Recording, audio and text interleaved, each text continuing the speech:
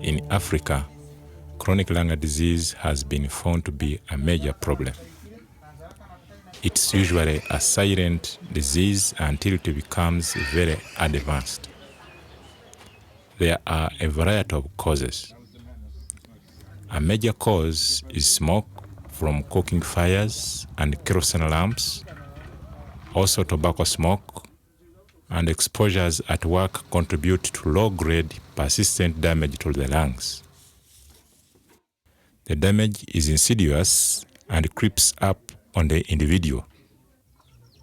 Only when this damage is significant does the person get breathless, but by this stage, it can be too late to do much about it. In the long term, people with lung disease suffer from cough, chest infections, recurrent pneumonias, and gradually they become breathless. And as the breathless continue, they become exhausted and tired, and eventually the whole cycle continues. Tobacco smoke is a huge problem in many parts of the world, and while smoking rates in Uganda are relatively low compared to Western countries, they are still an important cause of lung disease. Smoking is characterized by nicotine addiction, and although Uganda has signed up to the WHO Framework Convention for Tobacco Control, there is still a problem in obtaining help for those who wish to quit. Tuberculosis is a serious and common lung infection. It can be very aggressive in some individuals with a different pattern to that seen in Europe. This difference may relate to impaired immunity, such as HIV, poor nutrition state, and the emergence of multi-drug resistant TB. TB can damage large areas of the lungs, and there is no treatment which can restore the damaged lung back to health. So, TB, smoke from cooking fires, and tobacco smoking all cause permanent lung damage. As people with chronic lung disease become breathless, they tend to avoid exercise. Inactivity causes a decline in their fitness and strength. They often become depressed and their health deteriorates relatively quickly and seriously. In Uganda, where there are no social services or benefits, if someone is unable to earn money, it either puts a great strain on the family to support them, or they go without food, adding to their weakness. To begin to address this issue, a project is being undertaken at Mulago Hospital in Kampala. Here, people with post-tuberculosis lung disease were recruited to the program of exercise and self-help education called Pulmonary Rehabilitation. Led by Dr. Bruce Kilenga and a physiotherapist Richard Kasita and Dr. Rupert Jones from England, the project was funded by MRC in conjunction with the Wellcome Foundation and the Department for International Development of the UK government. The project we have undertaken at Mulago Hospital to respond to chronic lung disease, one of them is pulmonary rehabilitation. And this is a project where we try to get people who have chronic permanent damage to their lungs and try to rehabilitate them through exercise, through general education about their condition, and through education about nutrition. And we add nutrition because chronic lung disease is what we call a high catabolic state. You metabolize a lot because of lack of oxygen. So we teach them about nutrition. And this program is called Pulmonary Rehabilitation.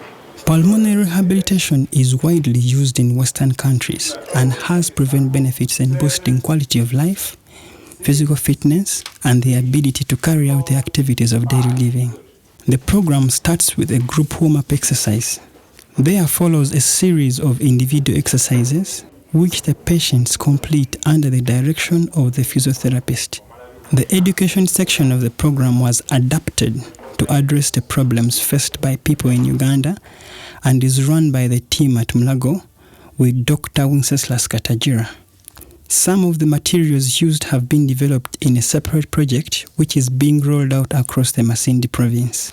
The results we're finding from the program include patients telling us that they are now feeling much better. They are now doing things that never used to do. They can carry around things. Some of them have returned to doing the light work that they never used to do. And they have put on weight and they're looking much better. They are feeling psychologically much better. Those who are depressed now feel much better and have new hope for life. I was feeling weak all the time. I could sleep. I could do nothing at home.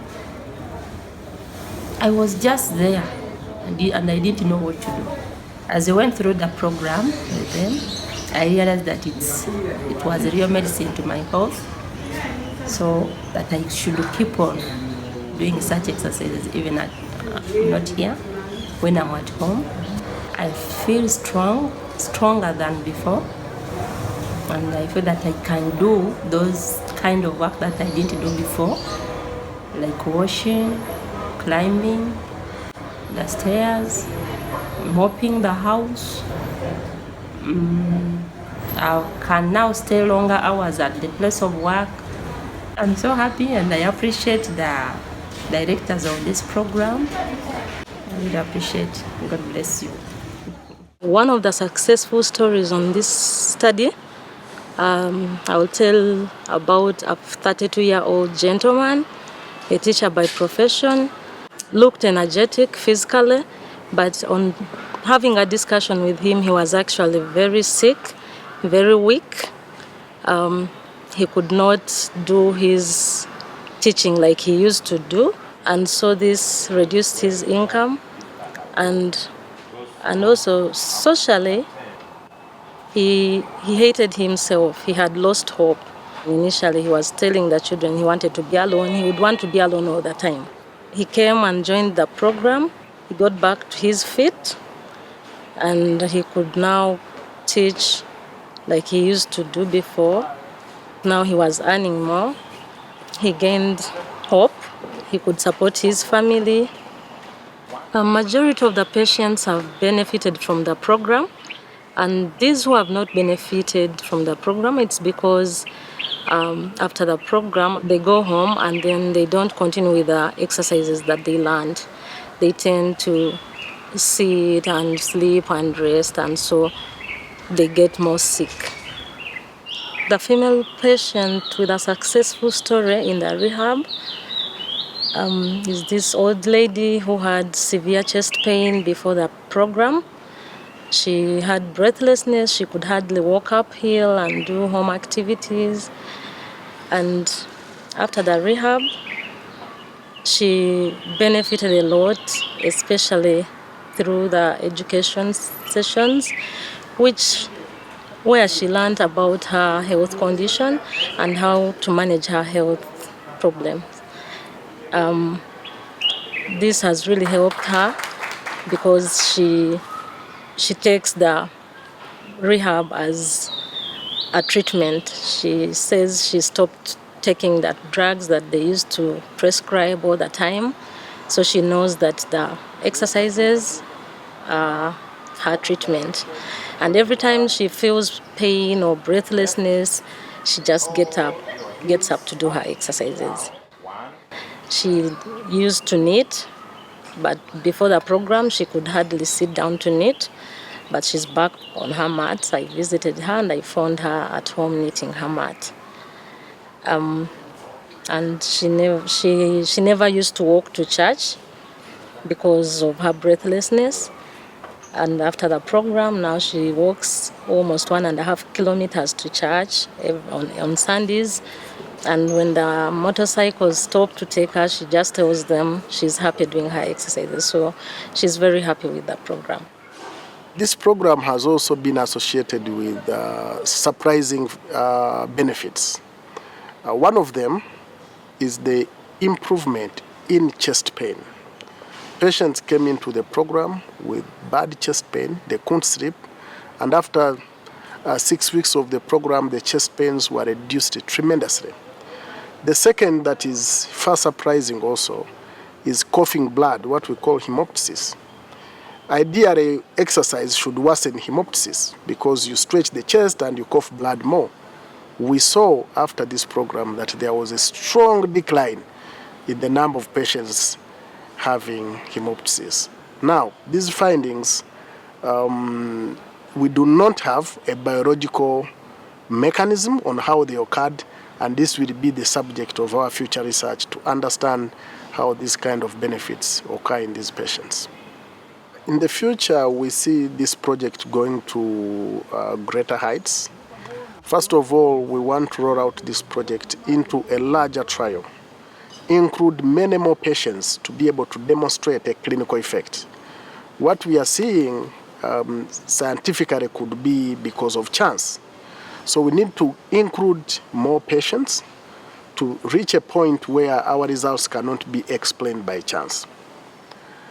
Secondly, we see this project going into a program, because even as we speak now in its pilot phase, we are already getting clinical referrals, not research referrals, people sending patients. You have been suffering with chest pain, go to these guys. So we really want to roll out this trial very fast so we can get to a phase where this is provided as clinical care as soon as possible.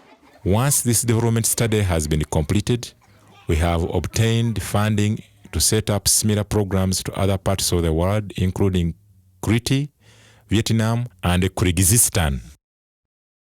We also hope to roll the program out in Kenya, Tanzania, and Zambia. To get this underway, a conference and a training program will be conducted in Kampala in spring 2016, funded by the MRC from the United Kingdom. Previously, patients were left with severe and progressive disability and breathlessness and no hope of help. Now, this new treatment without the use of drugs or expensive capital can be rolled out simply by training existing health staff. This offers a great new potential to relieve suffering for many. Our patients are very excited about the program. They love it so much, especially after the improvements they've seen in the first few sessions. They don't want to stop. They want to continue coming, and they're feeling much better because even within the first few sessions, they're already feeling the difference. They're breathing better, and they're feeling less effects than they are now. They're very excited about the program. So the results from this program show great improvement in people's lives. There have been improvement in respiratory symptoms, cough, chest pain has reduced tremendously, and the amount or the distance these patients can walk after they have undergone the program is amazing. According to stories from patients, they describe them being given back their lives because of this program.